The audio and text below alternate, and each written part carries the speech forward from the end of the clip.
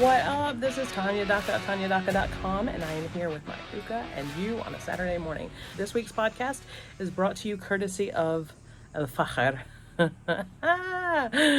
Smoking tobacco. But you didn't come here to talk about hookah. You didn't come here to talk about El Fajr. My guess is you're here because you want to learn about copy. So I want to bring you some of the tips that are always very relevant, that I believe people who are not copywriters really struggle to hold on to when they're writing their copy. One of those things is letting go, okay? When you create your copy, and this is for whatever you're creating copy for, whether it's your emails or your sales pages or your website in general, one of the things that you do when you get to create is you sit down. Many people, not you necessarily, but many people sit down and they freeze. What is this supposed to sound like? What am I supposed to say? What is it supposed to do? And then they put on this face that's not really theirs. And you can feel it in the words they choose because they're very careful in their choices of words. That energy is translated into the emotion that your readers are going to feel when they read that copy. So it's really important that however you need to, you go in and you do whatever mindset work you need to do to pull yourself into a space of relaxation, a space of, this is who I am, this is what I do, I'm fucking good at it, and this is what I have to say. When you can do that and you can let go of that, oh, I'm typing this now, it has to look and sound professional or whatever. And even when people use certain conversational devices in their copy, it still feels forced because it's not really like what they would say when they're having this conversation. For example, if you are a mindset coach, right, and you want to sell your mindset services to someone, you sit down to craft your sales page. Your sales page is likely going to start off in a very formulated way, and then you will flow into a little bit of conversationalism in it. And then you'll go back into a flow of the machine of the copy that needs to be there. And so that conversationalism almost feels like it's out of place because they know that's not how you really talk. And so in doing that, you put a very thin barrier between you and your reader. And that barrier can be easily broken, especially if you decide to just throw it all to the wind. Just say, fuck it. Allow yourself to write that shit, but then go back and say, okay, how would I actually say this if I was having a conversation with somebody? And that will help. Not only does it make you sound and feel more personable and more connected to your reader, it also instills a sense of trust in them that they don't necessarily have when that barrier is there. So it's going to take practice to just start talking the way you talk, or writing the way you talk. And I'm going to caveat that with, writing the way you talk does not mean that you should leave any sort of off the beaten path rambles that tend to come in. People who like to interject a lot of flowery stuff into their copy because it feels like it makes it more personable, ends up pulling their reader away from the target. So you do need to stay on the path, and you do need to make sure that there's the testimony. You hear that crow? You do need to stay on the path and make sure that you are staying very focused, unlike what I'm doing right now, okay? But I'm not trying to sell you something. I'm just trying to get you to hear the difference between copy that is from your soul and copy that is contrived, right? I never want to see anybody contrive copy. I literally don't. So if you can do your mindset work, do your journaling, do whatever meditation you need to do to pull yourself out of this frame of, I have to look like this, I have to sound like this, it needs to come out this way. And even and even that you want them to feel a certain way. Because if you're thinking about how you want them to feel, you're also thinking about the conversation, and that way you're also contriving the copy. So let that go. Don't contrive as much as you have been doing. Allow it to just literally be vomited on the page, because it's easier to extract the stuff that doesn't belong there than it is to try and build the conversation back in. But that said, like I said, you can do that. You can do it that way. And while you're learning, right? While you're getting comfortable with that. And does it mean that your first sales page is going to just hit because you switched up your conversation? Yeah, it can. It really can. Because how they connect with you is how they respond to you. And how they respond is by taking action. And that connection that they form through the words that you were able to choose because you decided to show up as you and not somebody else, or not how you think it's supposed to be, then it's going to make a huge impact on their emotions, and you didn't even have to think about it. You know what I mean? I like to start with how I want them to feel. I like to start with actually how they want to. That's the other thing. I try never to start with what I feel is most important, because what I feel is most important is what I know needs to be fixed. But what I know needs to be fixed may not be what they know needs to be fixed. Does that make sense? So someone who needs mindset work may not realize that they have a mindset issue.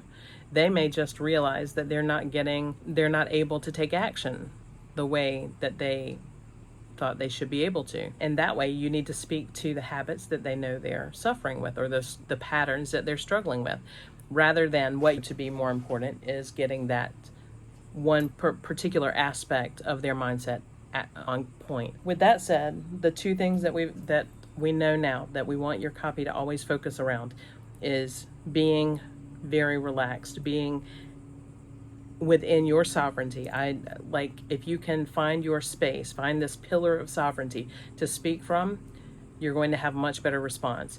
If you can also speak you in that way to what they know they need to experience, or the emotions that they want to feel, you're also going to get a better result. That needs to play out on the page, whether it's, no matter what you're writing, it needs to play out in a way that pulls them in. So speak in imagery, speak in illustration.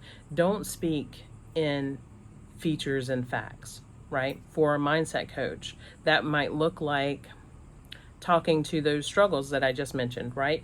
Like, you've got a program that you've been trying to write your sales page copy for the last 6 months, but you've been putting it off because you can't find the starting point, or you keep putting it off, and therefore you're putting off your profits, and you're putting off the revenue that you want to bring in. So I speak to the issues that they recognize. Being specific and using real world examples, real life examples, helps them to see. It helps their brains to build the copy in front of them. Because if you tell and you say, your mindset is holding you back, blah, blah, blah, there's nothing there for them to hold on to. There's nothing there for them to try and build out. That said, how do you know what their specific experiences are? You don't have to know. You don't have to know what their exact situation is. If you can speak to one person, that one person that comes running to you with money in hand every time, and speak to their struggles all the time, you will also speak to others who will feel the impact of those situations. If you think about like how involved we get in books we read, in movies that we watch, we're not actually living those experiences that the heroine or the hero experiences, yet we still identify. And how do you know? Because you're usually in tears, or you are usually like emotionally invested in what's going on in the movie. That means that you have identified with what they struggle with, even though you've never been charged with slaying a dragon or whatever. In that way, choosing that one person to always talk to, no matter what you ever fucking write. No matter what you write, never speak to a group of people if you are creating a personal brand that relies on relationships, right?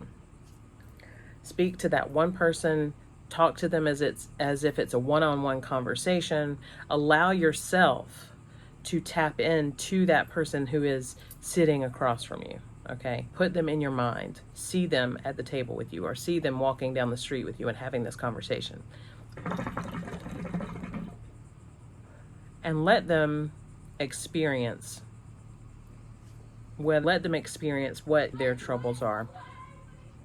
I don't know if you can hear that. When they do experience those things, when you have painted the picture, not when you have told, when you have painted the picture for them and expressed exactly what this situation looks like, getting the kids out of the door and how much of a struggle it is every time because nobody knows where their shoes are, or blah, blah, blah. You get into these specific scenarios for the struggles, and then you go and do the same thing for the desires, right? Paint that same picture. Let that still flow. The only time you ever want to tell is when you are actually delivering the information around your program, like how it's going to be delivered, when it's going to be delivered, are they going to get immediate access, blah, blah, blah, versus being dripped out, all of that. That's the only time that telling is appropriate. In terms of using the features, even then, you can still tack on that emotional aspect, especially if you're using what are called fascination bullets. And I really cannot remember off the top of my head who first coined that term, fascination bullets. Yeah, I can't remember. If you are using the right form, which are fascination bullets, it means that you are putting that benefit into those bullets. So you're still putting the benefit of the feature in those lists that you would think could just be telling, and they can be telling, but fascination bullets will continue to anchor that in. Not only is that helping them paint pictures, it's helping them snuggle a little bit closer to you with every word, right? Like they are becoming more and more invested the more they read. In that, you still want to make sure that you are including as many of the objections as they face. Now I'm getting into actual sales page stuff. You can still do it on a much smaller scale, even if you're doing emails. I'll get into that in just one second, but especially with your sales pages, you can, and many people do go in and say, who is this for? Who is this not for? And I do like to have those on there. However, I like to have those on there after I've already painted that picture. Like they can already see that this is for them when they read the copy, but I will still go and include. It's not like it can be an FAQ if you want it to be an FAQ, but it can also be a simple list of this is for you if, this is not for you if, blah, blah, blah. Again, that comes after the emotional investment is made. The other thing that I like to see people do, let me go back to the emails. When you're using this on a smaller scale for emails, you want each email to have one point, right? You don't want your emails to have all the benefits of the program and all the objections. You might as well just send them the sales page. The email is designed to pique their interest about the sales page and to get them to that point or to the landing page or whatever it is that you're doing. And then that way, if you use the one problem, one solution formula, you're going to be able to hit a much deeper impact with that. So emails one-on-one, one feature or benefit and one objection, and then leading to the sales page that has it all.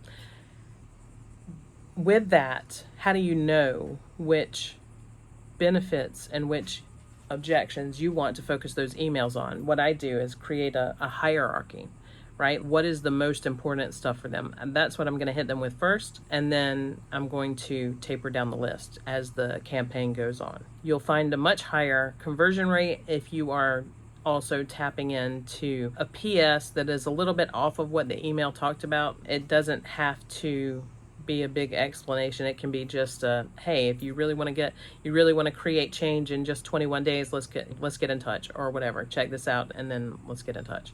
Something like that. So with all of that said, this is all prefaced on the fact that you are relaxed and you are relating to that one single person, and that you have done your work, so to speak, and you understand what all of their objections are, what all of the benefits of your program are. A lot of times people don't even understand all of the benefits of their programs. Like I've seen sales pages that have 3 really great benefits listed in them, but then they've left out one really major one that could change everything. And it's because they aren't seeing it as the business owner. Or they are seeing it as the business owner. They aren't seeing it as what the reader would perceive when they are faced with it. So there's a lot in this, and I think it will come more naturally with the more intimately ideal client. And even now, even if I know the audience like the back of my hand, and I do for my 6 and 7 figure coaches, 99% of the audiences that I write for are all the same. But I will still go through and I will still make the benefits and objections list. I will still use testimonials to feed what I know to be like the best parts of this program. Okay. And the last thing that I wanted to bring to your attention when you are crafting your copy is that I want you always to focus on your reader. Always focus on your reader. Even if you're creating a personal brand, you can still interject yourself. You can still tell your stories, but you want your stories to be stories that they can see themselves living out or experiencing change from. So speak to the reader instead of flooding them with, I did this and I did that and I did the other, because what they're going to see is that, yes, of course you did it because you're you and you created all the success that you have, right? So you do want to have that element in there, but you want to focus it on how they can attain it. Make it doable for them. Make it relatable. Make it doable. And those are the biggest takeaways. I think that being able to critique sales page after sales page and email after email in the copy edge, not to mention my own clients who come and say, hey, here's the page I did, and then taking a look at it and knowing that there's a lot of improvement that needs to be made.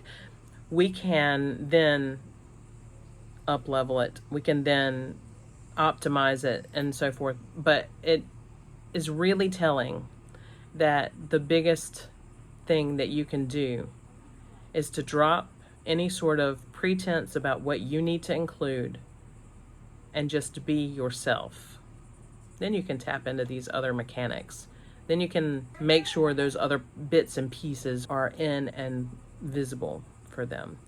And that's it. If you want more like this, I am in the copy arena and we talk copy on a weekly basis. I also have prompts in there to help you get your website copy up to where it needs to be. There are featured pins that will help you go through and optimize what you have.